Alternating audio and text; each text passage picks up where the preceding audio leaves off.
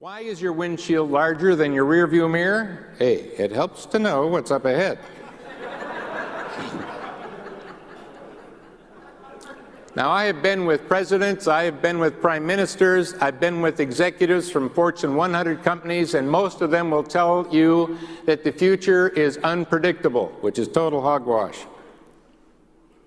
Yeah, they'll tell you the future is unpredictable. Nonsense. There's a place I call the visible future. Now, the visible future is the predictable future. It's the part of the future that you can clearly see if you know where and how to look, all right? I'm here to tell you where and how to look. Now, if you could anticipate the future and be right, would you have a personal and business advantage? Well, yeah, of course you would. Now, you know about hindsight. Hindsight has lament to it. Should have bought Google. Should have bought it at 200. You see, that's hindsight. Doesn't do you any good. All you can do is cry in your soup. Doesn't do you any good at all. What I like is foresight based on statistics and facts. Future facts.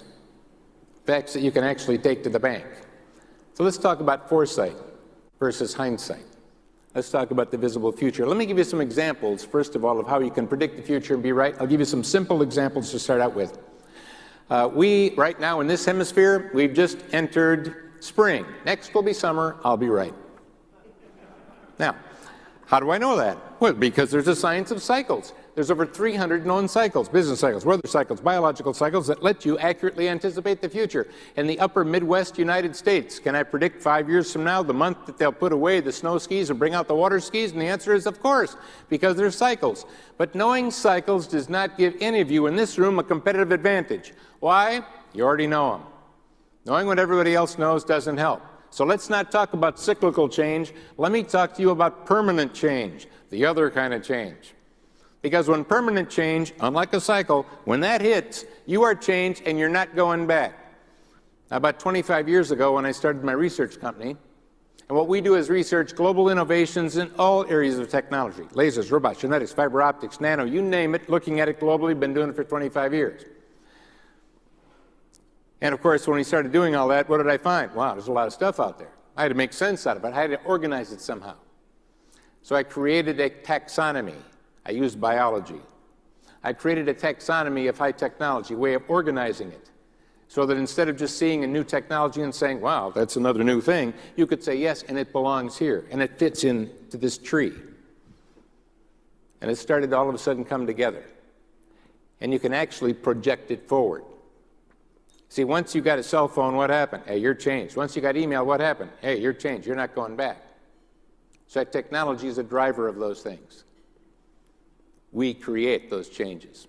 Now, everyone in this room has heard about trends, and you study trends, and you take a look at trends, because after all, you're going to spend the rest of your life in the future. It'd be good to know what's going to happen.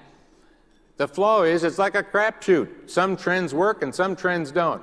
Well, let me take the crap out of the chute. First of all, there are actually two types of trends. They got hard trends and soft trends. Now, statistically, in the present, they both look valid. Soft trends might happen, hard trends will happen. Good to know the difference. Now, let me give you a definition, but instead of giving you a definition, you'll have to write down, put it in a file cabinet when you go back, and never remember again. I'm going to give you a definition in story form. I think that we've got some stories we should be sharing, but instead we're not sharing the story. I think when we go talk to someone above us, when we go talk to an executive or someone and we're trying to sell our ideas, we're giving them too many facts and figures and their eyes are glassing over. I think what we need to do is to become a little better at telling the story.